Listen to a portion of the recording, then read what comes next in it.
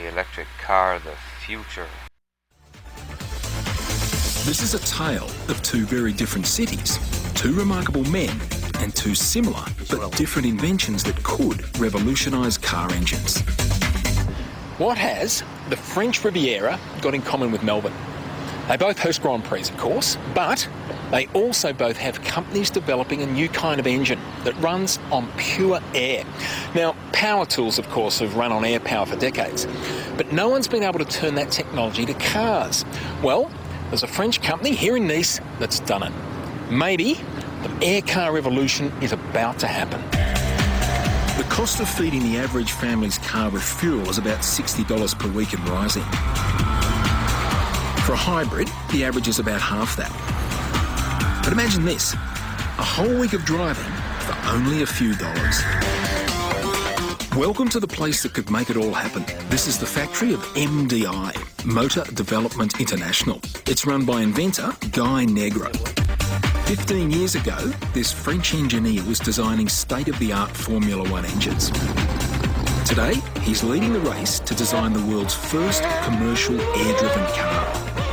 His factory is experimenting with vans, taxis and people movers that could one day go non-stop for an incredible 4,500 kilometres on just one tank of fuel.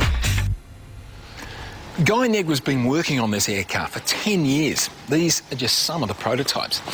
And when I say air, it runs on compressed air, of course. The compressed air pushes the pistons in the engine up and down rather than tiny explosions of petrol, like in a conventional engine.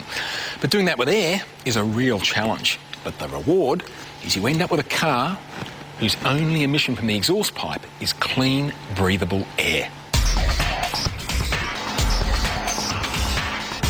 Of course, the real ingenuity is under here, the engine.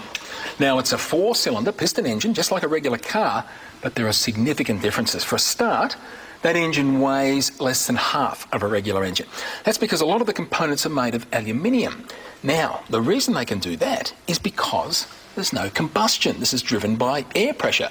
In fact, you can hold your hand on that engine when it's running and it would just feel warm. So it's well below the melting temperature of aluminium, which means that something like 80% of this engine is made from that lightweight material.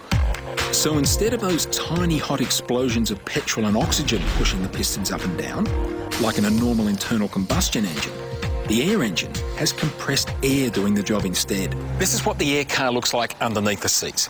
There are 3 compressed air cylinders, cutaway models of them here. Now, the pressure in these things is 300 bar. That's 150 times the pressure you'd pump your car tyres to. So, very high pressure environment. And that's why they're made of carbon fibre. If they made these of metal, if you had a car accident, they could explode and send shrapnel everywhere. Whereas the carbon fibre just splits. Now, the chassis itself is made of aluminium. The key to an air car is to keep everything lightweight so you get the best possible mileage. Okay, let's give it a go. Clutch out. Hey, it's working. Change up again. Push button gears for now, but the final version will be automatic. Now, keep in mind this is just a prototype, so it feels and drives pretty much like a normal car. Now, when they finally go to market with these cars, they say they'll have a top speed of about 110 kilometres an hour, and you should get about 200 kilometres out of the tanks in the back before you have to refill, which, given it's for city driving, it's pretty good, I'd say.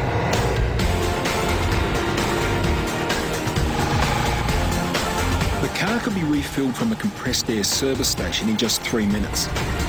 Or plug it into a power point at home, and the onboard compressor will do the job in 4 hours, for about $2 worth of electricity. For country driving, they plan to use a hybrid engine, so there'll be petrol or even some biofuel that will help the air. So they should get a much faster car and also one that'll get a lot further.